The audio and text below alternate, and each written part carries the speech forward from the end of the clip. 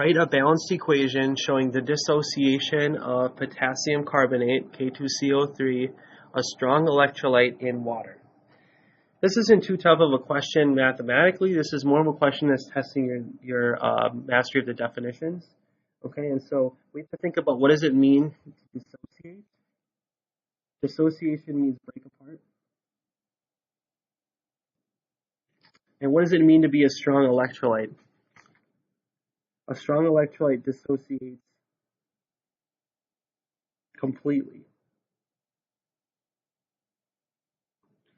In other words, it will completely break apart, as in all of the ions that make up potassium carbonate will all separate.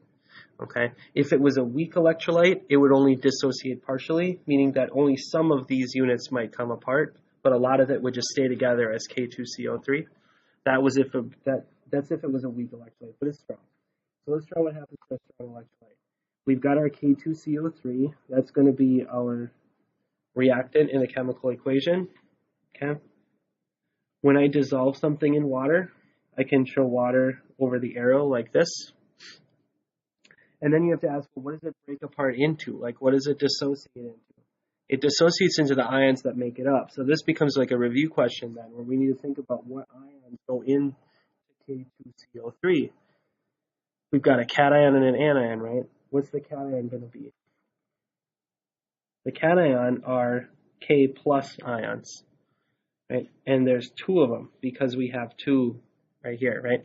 What is the anion? It's a polyatomic anion. You can see that by looking at your polyatomic anions table. Right?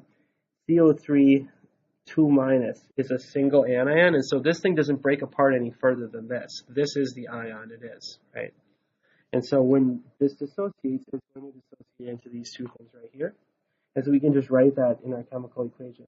2K pluses, which are aqueous because they're dissolved in water, plus a single CO3 2-, which is also dissolved in water, so it's aqueous.